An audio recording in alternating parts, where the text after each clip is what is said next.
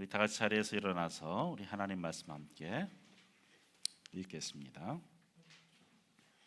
빌립보서 2장 5절로 11절까지 말씀 한 목소리로 읽습니다.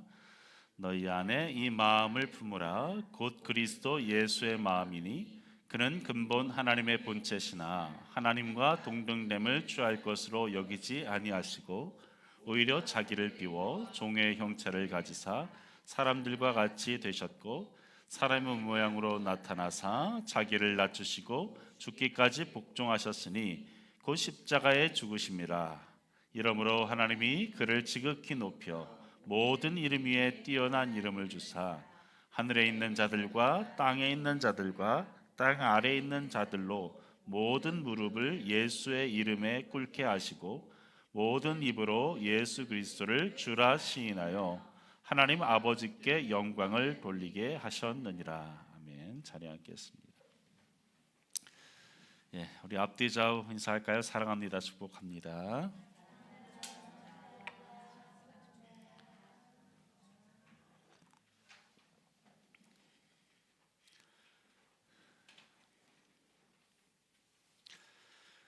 우리 빌립보서 우리 강해 이어가겠습니다. 오늘 함께 나눌 말씀 제목 그리스도 예수의 마음을 품으라입니다. 따라할까요? 그리스도 예수의 마음을 품으라.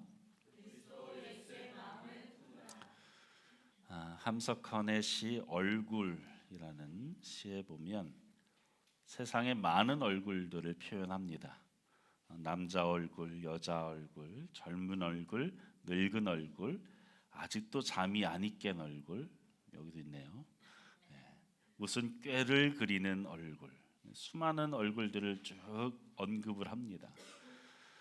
그런데 그 중에 참 아름다운 얼굴이 없다라고 하며 아쉬워하죠.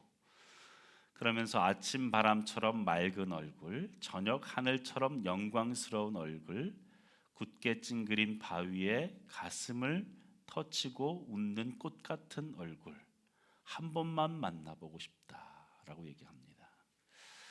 제 얼굴도 그렇게 볼품 있는 얼굴은 아니지만 저와 여러분의 얼굴이 그런 얼굴이 되었으면 좋겠습니다. 요즘 이혼에 대한 TV 프로그램이 유행인 것 같습니다.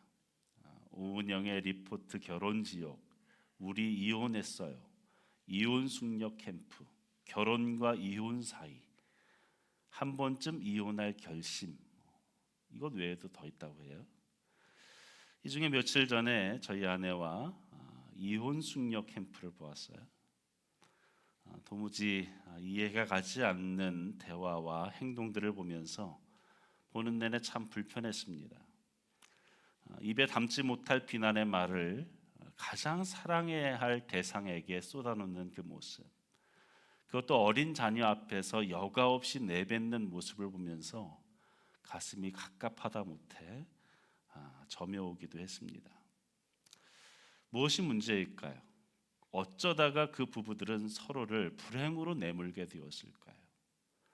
아니, 그런 이혼에 대한 프로그램이 유행에 이르는 우리 사회는 도대체 왜 이렇게 된 것일까요? 이는 상대보다 높아지려는 욕구, 상대를 지배하려는 욕구 때문입니다. 어떤 사람은 이것을 상향의식이라고도 말하죠. 성경적 용어로 바꾸자면 바로 교만입니다. 이러한 말들은 교만의 다른 표현인 것이죠. 상향의식, 상대를 지배하려는 지배력, 높아지려 하는 그 교만이 서로 하나 되지 못하게 하고 평화를 깨트리는 것입니다. 역사 속에서 인류의 비극을 가져오게 한 것은 바로 이 교만 때문입니다. 사단이 인간의 마음에 심어놓은 암덩이와 같은 것이지요. 그래서 성경은 잠언 16장 18절에 교만은 패망의 선봉이요 거만한 마음은 넘어짐의 앞잡이라고 말씀합니다. 이 교만의 근원은 과연 어디에서 왔는가? 공중권세 잡은 자, 속이는 자, 유혹하는 자, 참소하는 자, 사단에게서 왔습니다. 이사야서 14장 13절 14절에 보면 내가 내 마음에 이르기를 내가 하늘에 올라 하나님의 묵별 위에 내 자리를 높이리라. 내가 북극 지폐의 산 위에 앉으리라. 가장 높은 구름에 올라가 지극히 높은 이와 같아지리라 하는도다. 내 자리를 높이리라, 지극히 높은 하나님처럼 내가 높아지리라 라고 하면서 타락한 존재가 되어진 것이 바로 이 사단인데, 이 사단이 인간의 마음에 자신의 그 교만한 마음을 심어둔 것입니다. 아담과 하와에게 선악과를 따먹으면 하나님처럼 될 것이다 라고 유혹했죠. 자기 중심성, 즉 교만을 불어넣었고, 그것이 오늘날 우리에게까지 유전되어졌습니다. 인간이 하나님이 될 수 있다고 부추긴 것이죠. 그 인간은 예외 없이 모두 다 교만함을 품고 살아갑니다. 여러분, 사단은 지금도 끊임없이 하나님의 주권을 인정하지 못하게 만듭니다. 끝없이 자기 자랑, 자기 기만에 빠지도록 우리를 유혹합니다. 다른 사람을 무시하게 만들고, 미워하고, 시기하고, 다투고, 분열하게 만듭니다. 양육강식의 논리로 무장하게 만듭니다. 힘을 숭배하고 힘이면 모든 것이 다 되어진다라는 만능론에 빠지게 합니다. 비교의식을 가지게 만들고 의심과 불신을 심어줍니다. 하나님이 주신 그 축복의 도구인 자유의지를 끊임없이 높아지려고 하는 욕구로서 만들어버립니다. 여러분, 이것이 오늘날 우리에게 있는 그 불행의 역사 아닙니까? 그렇다면 이 사회, 우리의 교회, 또 우리의 가정이 어떻게 하나가 되어져서 평화롭게 하나님이 기뻐하시는 모습으로 살아갈 수 있을까요? 우리 5절 말씀 함께 읽습니다. 시작. 너희 안에 이 마음을 품으라. 곧 그리스도 예수의 마음이니. 예수님의 모범을 우리에게 보여주셨는데 그 예수님의 마음으로 살아야 한다. 그렇다면 우리가 모델로 삼아야 될 그 예수님의 마음은 어떤 마음인가? 우리가 품어야 될 그 예수님의 마음은 스스로를 낮추는 마음입니다. 따라할까요? 스스로를 낮추는 마음. 6절 말씀 다시 한번 읽겠습니다. 시작. 그는 근본 하나님의 본체시나 하나님과 동등됨을 취할 것으로 여기지 아니하시고. 여기 중요한 동사는 여기지 아니하고 이 말이에요. 이 말은 생각조차 하지 않았다는 것이죠. 누가 시킨 것이 아니라 스스로 생각하지 않았다는 말입니다. 무슨 생각을 안 했다는 겁니까? 동등됨을 취할 것을 여기지 않았다, 생각지 않았다. 취할 것이라는 말은 붙잡다, 빼앗다, 잡아채다 이런 동사에서 나온 단어예요. 즉 예수님은 어떤 것을 꽉 부여잡거나 집착하거나 고집하지 않았다는 것이죠. 그 어떤 것이 무엇입니까? 하나님의 본체. 하나님의 본체. 여기서 본체라는 말은 형태, 폼을 의미하는 거예요. 예수님은 근본 하나님의 본체이셨지만 그것을 붙잡지 않으셨다라는 거예요. 하나님의 본질적 속성과 성품, 그것을 붙잡지 않으셨다. 그래서 바울은 예수님에 대해서 이렇게 소개합니다. 골로새 1장 15절에 그는 보이지 아니하시는 무엇이라고요? 하나님의 형상이요 모든 창조물보다 먼저 나신 이시니 만물이 그에게서 창조되되 하늘과 땅에서 보이는 것들과 보이지 않는 것들과 혹은 왕권들이나 주권들이나 통치자들이나 권세들이나 만물이 다 그로 말미암았고 그를 위하여 창조되었고. 그 예수님은 하나님과 같은 분, 하나님이시라고 말씀하셔요. 창세 전부터 계셨습니다. 이 만물을 지으신 분입니다. 로마서 11장에서는 말합니다. 이는 만물이 주에게서 나오고 주로 말미암고 주에게로 돌아갑니다. 여러분, 이 사실을 정말로 믿으십니까? 예수님은 그저 단지 사람들이 말하는 4대 성인 중에 하나가 아니라 인간이 종교 지도자를 우상화한 것이 아니라는 것입니다. 그분은 어떤 분이십니까? 요한복음 1장 1절에 태초에 말씀이 계시니라. 이 말씀이 하나님과 함께 계셨으니 이 말씀은 곧 하나님이시다. 여기서 말씀은 예수님이시죠. 예수님 그분은 하나님이십니다.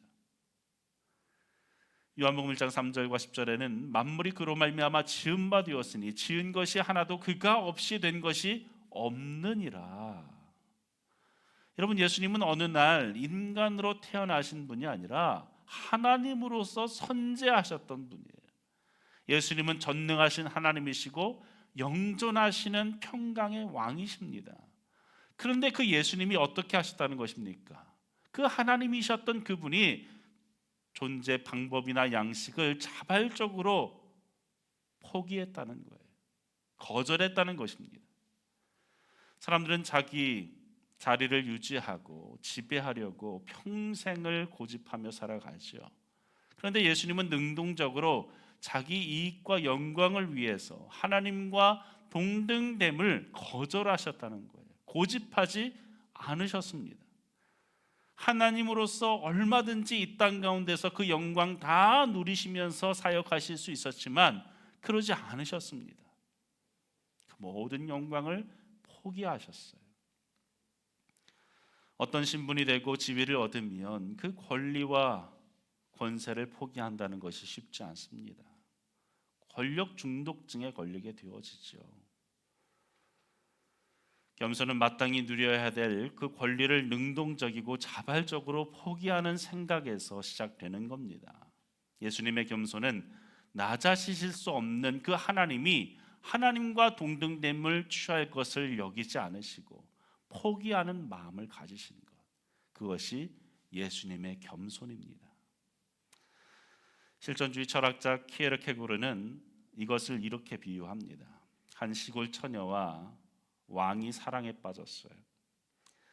왕은 이 시골 처녀를 보고 어떻게 하면 사랑의 대상으로서 만들 수 있을까 고민에 빠집니다.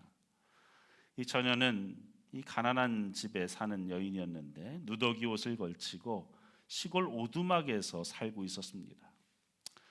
고민하던 끝에 왕이 참모들에게 묻습니다. 어떻게 하면 좋을까? 어떤 참모가 얘기합니다. 왕의 명으로 그냥 왕비로 삼으면 되는 거 아닙니까? 하지만 왕은 강요로 그녀를 얻고 싶지 않았습니다. 다른 참모는 단숨에 결단하지 마시고 천천히 그 여인의 지위를 높여 주십시오. 선물도 보내주시고 공주에게 좋은 옷을 입혀보고 보석으로 치장해주고 또 교육도 해주고 그렇게 일정 시간이 지난 다음에 왕비로 삼아주면 될 것 아닙니까? 그러나 왕은 선물로서 또 자신이 가지고 있는 것으로서 환심을 사고 싶지 않았어요.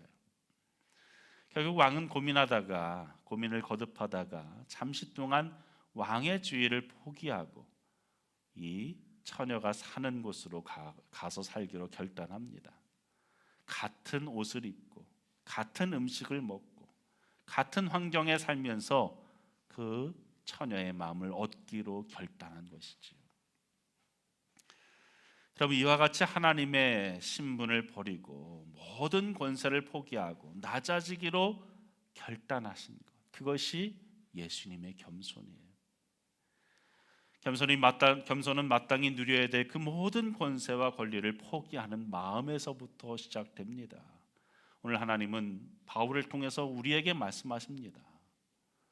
얘들아, 내 마음을 품어라. 그것은 다름 아닌 너희의 마음을 스스로 낮추는 것이다. 여러분, 부부간에 낮추십시오. 뭘 그렇게 높아지려고 합니까? 대인 관계 안에서 스스로 낮추십시오. 어떤 것이 그리스도의 마음인가? 스스로를 낮추는 마음입니다. 두 번째로 우리가 품어야 될 예수님의 마음은 기꺼이 자기를 포기하는 마음입니다. 따라할까요? 기꺼이 자기를 포기하는 마음. 우리 7절 같이 읽습니다. 오히려 자기를 비워 종의 형체를 가지사 사람들과 같이 되었고. 오히려 어떻게 했습니까? 자기를 비워 종의 형체를 가져 사람들과 같이 되었고. 비어, 가져, 되었고라는 말이 연속적으로 사용되어지는데 그 앞에 오히려라는 말이 강조됩니다. 예수님은 하나님이신데 하나님과 동등됨을 취하지 않는 소극적인 생각에 머물 뿐만 아니라 더 적극적인 방법을 취하셨다는 것이죠. 그것이 무엇입니까? 자기를 비우셨다. 여기서 비어라는 말, 케노시스라는 말은 하나님의 권능을 포기하는 것을 말해요. 하나님의 존재 방식을 버리신 것입니다. 어떻게 포기했습니까? 그 뒤에 나오는 두 개의 분사가 말해주죠. 첫째는 종의 형체를 가지셨어요. 종의 형체. 6절에서 말하는 하나님의 본체와 대조되어지는 말이에요. 하나님의 본체, 하나님의 폼, 하나님의 형체를 가지셨던 분이 종의 형체를 입으셨다. 하나님과 동등한 내적 본질을 가지셨던 그 예수님이 실제 종의 본질과 특성을 가진 존재가 되어주셨다라는 말입니다. 여러분, 종이 어떤 존재입니까? 모든 권리를 상실한 자가 종입니다. 어떤 권리도 없는 자가 종이에요. 예수님은 그 모든 권리를 내려놓으시고 종의 형체를 가지셨어요. 종의 모습으로서 오셨습니다. 둘째는 사람들과 같이 되었고 라는 말이에요. 여기서 중요한 말은 무엇과 같이 하는 말이에요. 단순한 외형적인 유사성이 아니라 100% 똑같은 것을 의미할 때 쓰는 단어입니다.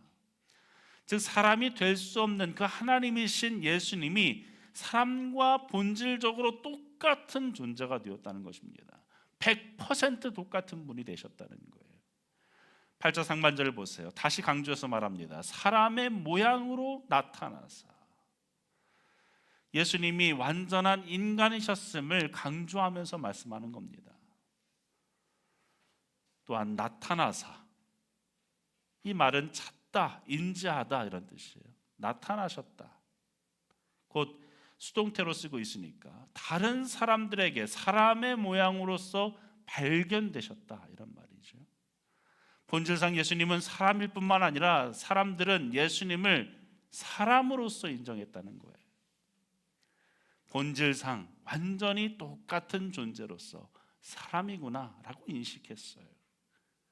그러니까 예수님을 다 믿지 않은 거죠. 똑같은 인간이었으니까. 여러분, 성육신 하셔서 종으로 섬기시는 그 예수님의 겸손이 이와 같습니다. 예수님은 실제로 인간의 몸을 입고 말구유를 통해서 오셨습니다. 또 종의 모습으로서 제자들을 섬기셨죠. 요한복음 13장 13절에 함께 했습니다. 너희가 나를 선생이라 또는 주라 하니 너희 말이 옳도다. 내가 그러하다. 내가 주와 또는 선생이 되어 너희 발을 씻겼으니 너희도 서로 발을 씻기는 것이 옳으니라. 예수님은 사회적으로 볼 때에도 랍비셨지만 종의 모습으로서 제자들의 발을 씻기셨어요. 요한복음에 보면 그 예수님의 그 행위를 아주 상세하게 표현합니다. 그분은 겉옷을 벗으시고 그리고 수건을 허리에 매시고 제자들의 발을 씻어줍니다. 당시의 종들의 모습을 표현한 거예요. 내가 너희를 종으로서 섬긴다. 예수님은 하나님이셨지만 스스로 자기를 비워 사람들과 같이 되었다. 자기 권리를 포기했다는 거예요. 그러므로 그리스도의 마음이란 어떤 마음입니까? 다른 사람을 위해 자기 권리를 포기할 줄 아는 마음이에요. 문둥이가 된 성자라는 책을 보면 다미안 신부가 복음을 깨닫고 전도하기를 원했습니다. 그래서 몰로카이 섬이라는 곳에 가서 문둥병자를 대상으로 복음을 전하게 됩니다.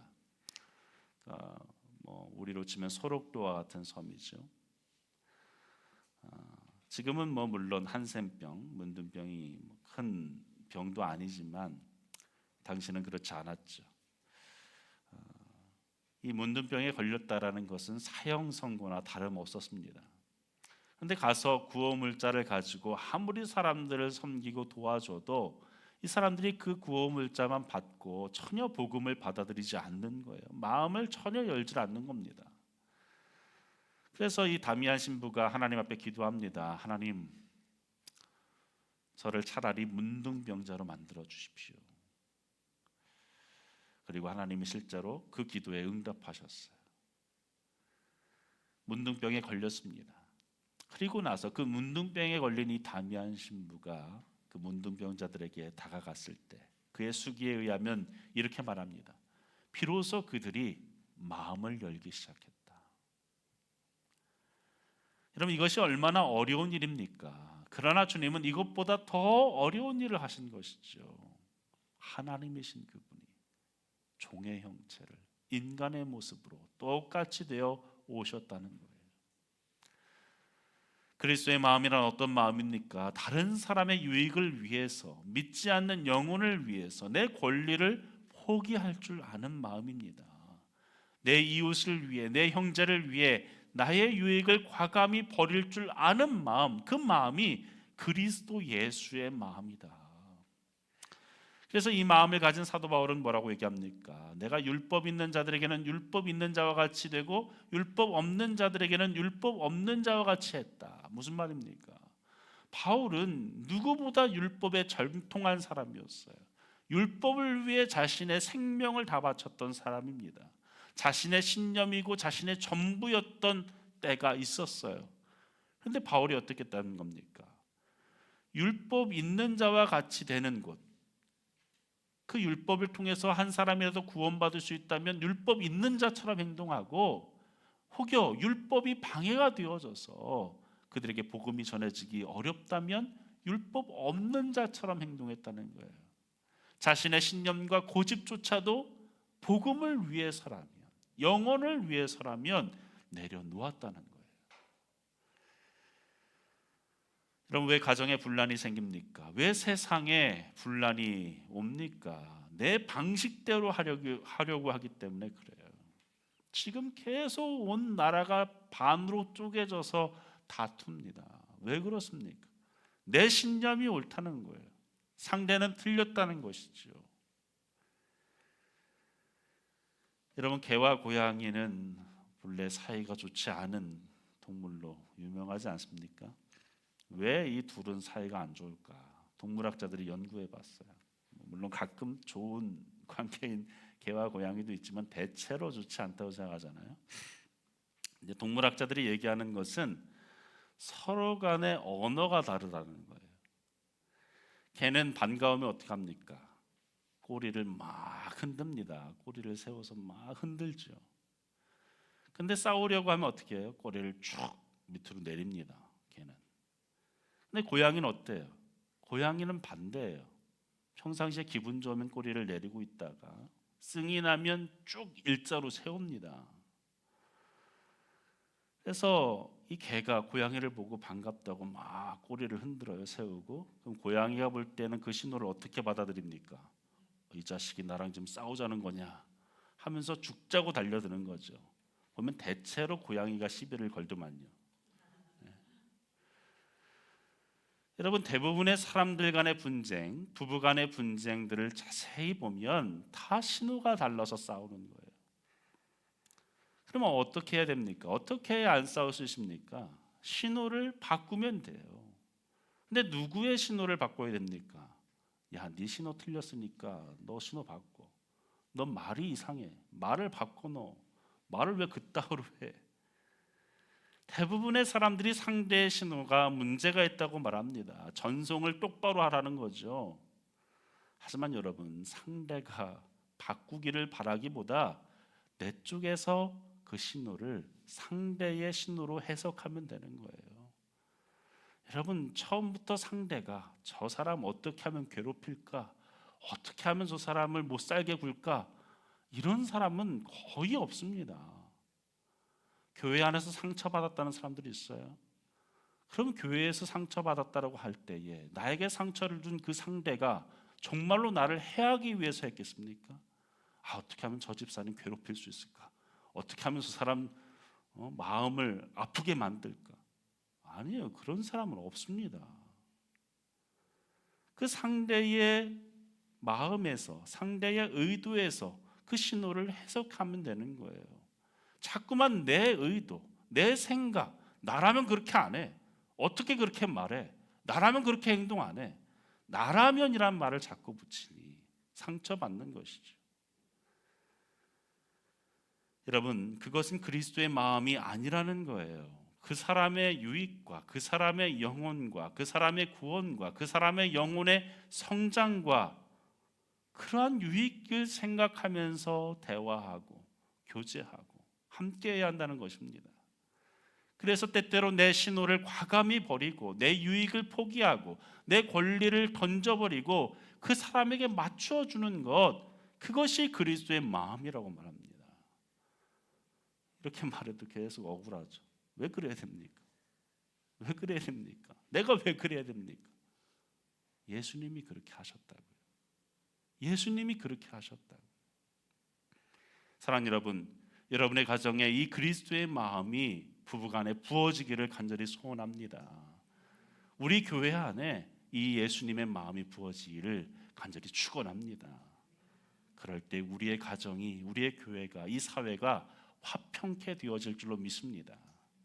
어떤 것이 그리스도의 마음입니까? 스스로 낮추는 마음이에요. 자기를 기꺼이 포기하는 마음입니다.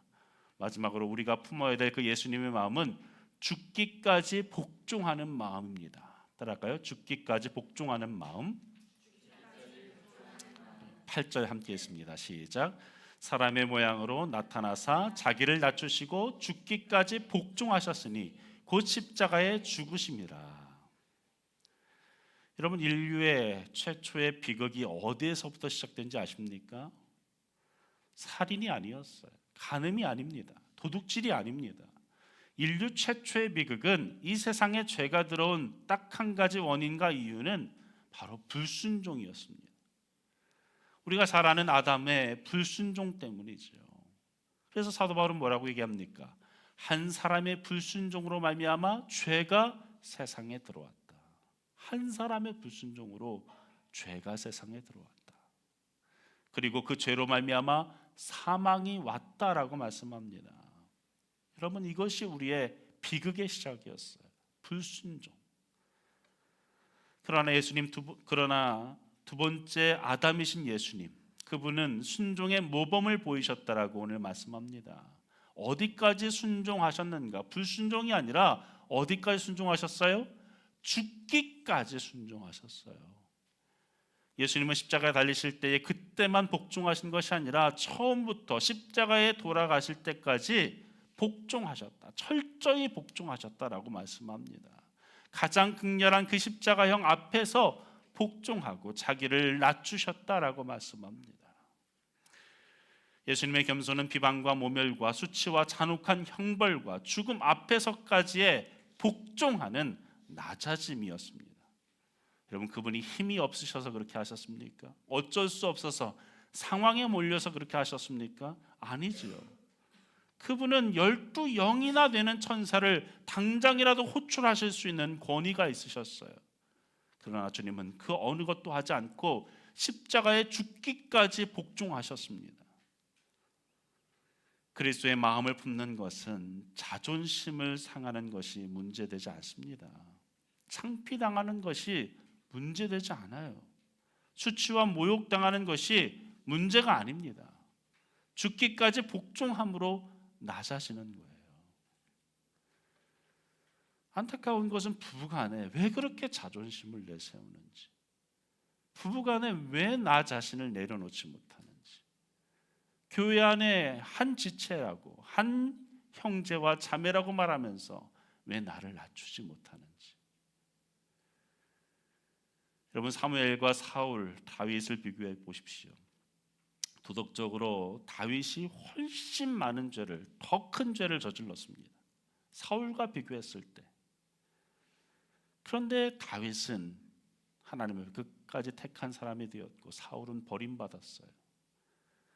사울이 지었던 죄가 뭡니까? 그의 죄는 불순종이었어요. 하나님께서 아멜렉을 진멸하라고, 다 진멸하라고, 무찌르라고, 죽이라고 하셨는데 사무엘이 이 전쟁이 끝나서 찾아가 보니까 저기서 뭔가 짐승 소리가 들리는 거예요.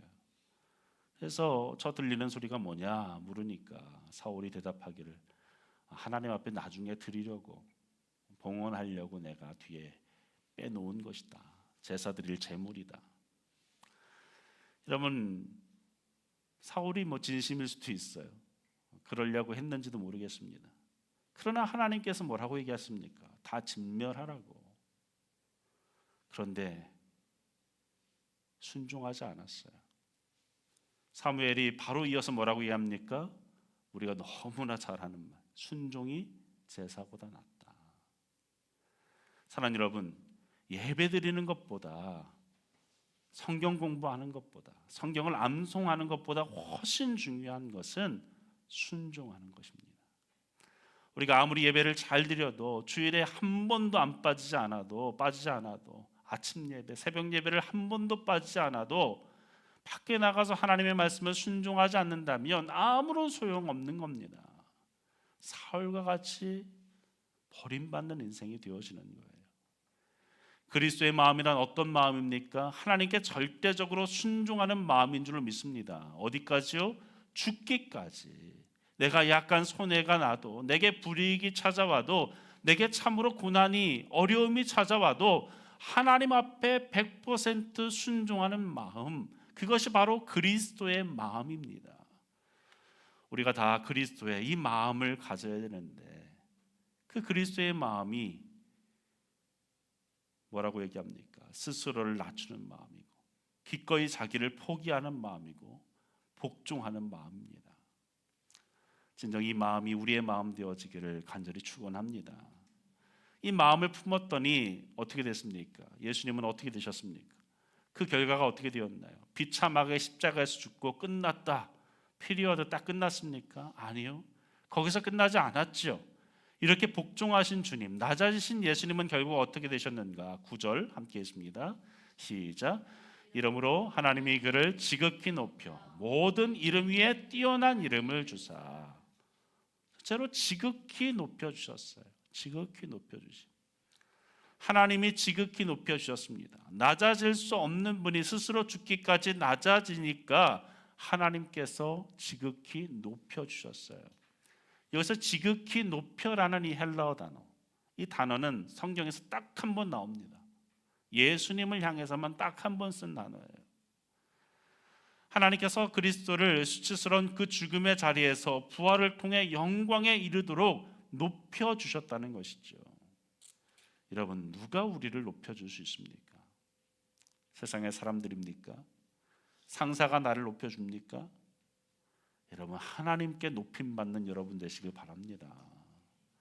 수많은 사람들의 갈채와 박수를 받기보다 한 분의 박수에 만족하는 여러분 되길 바랍니다. 세상은 어떻습니까? 내가 나를 높이려고 합니다. 남의 머리를 짓밟고서라도 자신을 올려놓으려고 합니다. 그렇게 가르치지요. 부부간에도 어떻게 하면 상대의 약점을 크게 보이게 하고 내 약점은 적게 보이게 하고, 은근히 내가 상대보다 우월하다라는 것을 과시합니다. 주도권 싸움을 하죠. 부부간에 무슨 주도권 싸움입니까? 여러분, 그것은 세상적 방법이에요. 주님 뭐라고 얘기합니까? 너희를 낮춰라, 포기해라, 하나님 앞에 복종해라. 그러면 어떻게 한다고요? 하나님이 그러한 사람을 높이실 것이다. 하나님은 낮추는 자, 스스로를 낮추는 자를 높여주십니다. 베드로전서 5장 6절에 함께 했습니다. 그러므로 하나님의 능하신 손 아래에서 겸손하라. 때가 되면 너희를 높이시리라. 여러분, 겸손하십시오. 낮추면 때가 되면 하나님이 알아서 높여주십니다. 야고보서 4장 10절에 주 앞에서 낮추라. 그리하면 주께서 너희를 높이시리라. 마태복음 23장 12절 함께 했습니다. 누구든지 자기를 높이는 자는 낮아지고 누구든지 자기를 낮추는 자는 높아지리라. 너무나 하나님의 공식은 명확해요. 낮추면 때가 되면 하나님께서 높여주신다는 거예요. 그런데 스스로를 높이면 낮추신다. 반대로 하나님께서 강제적으로 낮추신다라고 말씀합니다. 또한 어떻게 하십니까? 두 번째로 모든 이름 위에 뛰어난 이름을 주셨어요. 9절 하반절에 보면 모든 이름 위에 뛰어난 이름을 주사. 여러분, 이름이라는 것은 그 사람의 그 신분과 권능, 그 사람의 본질 자체를 의미하죠. 그래서 이름값 좀 해라 말을 하지 않습니까? 예수님이 인간과 종이 되니까 하나님은 예수님을 어떻게 하셨습니까? 그분을 주가 되게 하셨다. 주가 되게 하셨다. 여기서 주다, 주사라는 말은 값없이 주다, 은혜를 베풀다 이런 뜻이에요. 하나님께서 자기를 비워 인간이 되고 종이 되신 그 예수님께 기꺼이 가장 뛰어난 이름 주를 허락해 주셨다는 거예요. 그 이름을 주셨다. 여러분, 하나님은 스스로를 낮추고 자기를 포기하고 하나님께 복종하면 은혜를 주십니다. 야고보서 4장 6절에 그러나 더욱 큰 은혜를 주시나니 그러므로 일렀을 때 하나님이 교만한 자를 물리치시고 겸손한 자에게 은혜를 주신다 하였느니라. 하나님의 은혜를 진정 사모하십니까? 그 은혜를 소유하길 원하십니까? 그러면 단순해요. 겸손하면 된다라고 말씀합니다. 나아가 하나님은 겸손한 자에게 영예를 주신다, 높여주신다, 영광을 주신다라고 말씀합니다. 잠언 29장 23절에 사람이 교만하면 낮아지게 되겠고 마음이 겸손하면 영예를 얻으리라. 세 번째로 어떻게 하셨습니까? 모든 피조물이 무릎을 꿇게 하셨어요. 모든 권세를 포기하고 낮아지니까 하나님께서 어떻게 하십니까? 10절 함께 했습니다. 시작. 하늘에 있는 자들과 땅에 있는 자들과 땅 아래에 있는 자들로 모든 무릎을 예수의 이름에 꿇게 하시고, 하늘에 있는 자들 그리고 땅에 있는 자들 그리고 땅에 속하는 자들 그리고 땅 아래에 있는 자들 이렇게 얘기해요. 예전에 이 바이블 프로젝트 하면서도 말씀드렸지만 고대인들에게 있어서는 이 세 개의 영역으로 세계가 나눠져 있다고 생각했습니다.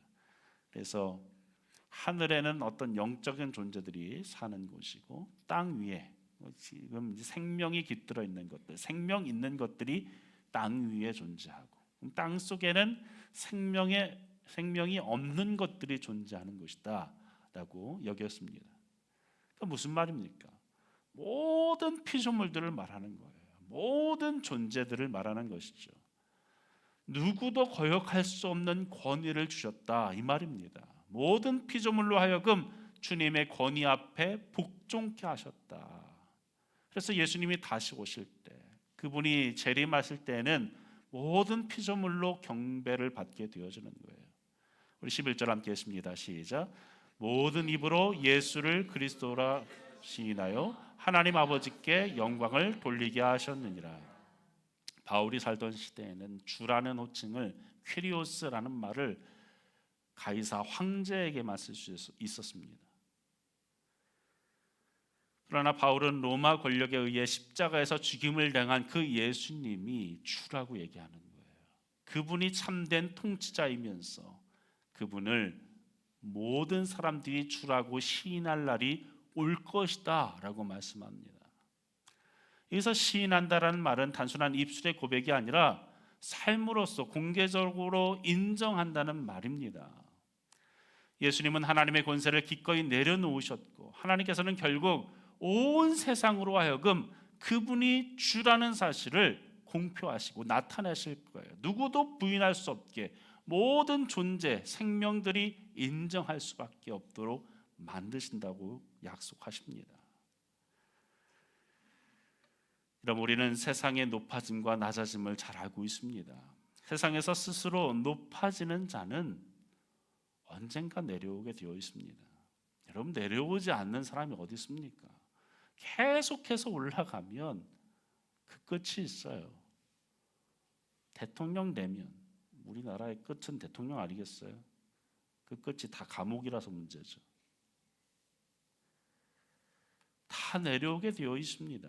인생의 정점처럼 보이지만 그 끝이 내려올 수밖에 없어요. 하지만 하나님께서 높이시는 사람은 누구도 끌어내릴 수 없습니다. 하나님은 어떤 사람을 높이십니까? 자기 자리를 지키기 위해 아등바등하는 사람이 아니라 자기를 낮추고 자기 뜻을 포기하고 하나님 앞에 온전히 복종하는 사람, 그러한 자를 하나님 높여 주신다라고 약속하십니다. 노자는 도덕경 76장에서 이렇게 말합니다. 나무가 강하기만 하면 꺾인다. 나무에서 딱딱하고 커다란 것은 밑으로 내려가기 마련이고 부드럽고 연약한 것은 위로 올라가기 마련이다. 여러분, 교만한 마음은 우리를 자꾸만 땅에 속한 사람으로 만듭니다. 하지만 겸손하고 부드러운 마음은 어떻습니까? 우리로 하늘을 향하게 합니다. 여러분, 성도라고 불려지는 우리는 겸손의 길을 걷겠다라고 자청한 사람들이에요. 내가 예수님처럼 살겠다. 그 길은 어떤 길입니까? 스스로를 낮추는 길이에요. 복종하는 길, 죽기까지 내어드리는 길입니다. 우리의 교만하고 굳은 마음을 날마다 말씀의 칼날로 도려내고 온유하고 겸손한 마음의 속살이 차오를 때까지 하나님 앞에 우리의 마음을 맡겨드릴 수 있기를 주의 이름으로 축원합니다. 여러분, 그리스도 예수의 마음을 품고 살 때 우리는 비로소 이 냉혹한 세상에 하나님 나라라는 본 소식을 전할 수 있게 될 것입니다.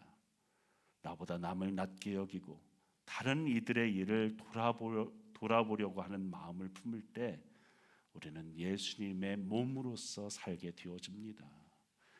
여러분, 그리스도를 주라고 모신다는 것, 그분을 왕으로 모신다라는 것은 내가 먼저 낮아진다는 것을 의미합니다.